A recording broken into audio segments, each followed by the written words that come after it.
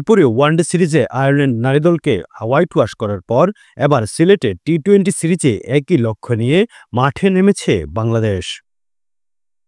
সিলেট আন্তর্জাতিক ক্রিকেট স্টেডিয়ামে ৩ ম্যাচের সিরিজের প্রথম ম্যাচে মুখোমুখি হচ্ছে দুই দল। সিরিজ শুরুর আগের দিন মালনীছড়া চা বাগানে আয়োজিত ট্রফি উন্মোচন অনুষ্ঠানে দুই দলের অধিনায়ক নিগার সুলতানা জ্যোতি ও গেভি লুইস ঐতিহ্যবাহী পোশাকে অংশ নেন। তারা প্রতীকী চা পাতা উত্তোলনের মাধ্যমে সিরিজের শুভ সূচনা করেন। ট্রফি উন্মোচনের পরপরই সিলেট আন্তর্জাতিক স্টেডিয়ামে শেষ মুহূর্তের অনুশীলনে মনোযোগী হয় দুই দল। প্রথমত দেখেন ওডিআর পরে কিন্তু টিম অনেক বেশি বুস্ট আপ এবং আমাদের টার্গেট তো এখানে থাকবে যেন সেই জিনিসটা যেন আমরা কন্টিনিউ করতে পারি এখানে। বাট সিলেটের উইকেট তো আমরা গতবারও খেলেছি, যখন আমরা তো কিন্তু মোরাললেস সিলেটে বেশি খেলি, সো এখানকার উইকেট অনেক বেশি ভালো এবং যেহেতু ফরম্যাটটা ডিফারেন্ট, কোনো কিছু আসলে লাইটলি ভাবে নেওয়ার কোনো কিছু নাই।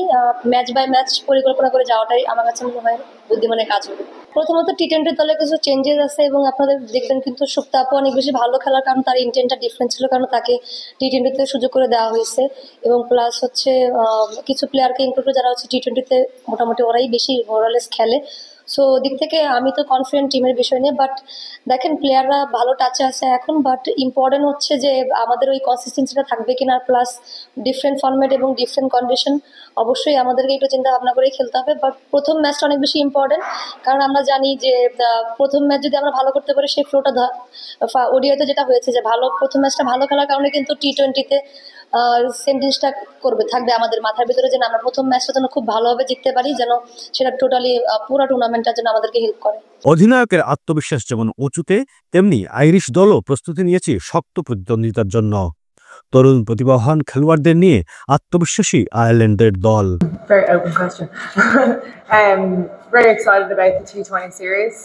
Obviously it's been a tough week at the ODI series, but we're looking to switch our focus to the T20 games, which we have great confidence in the format, which is very exciting for us, and hopefully we can win this series.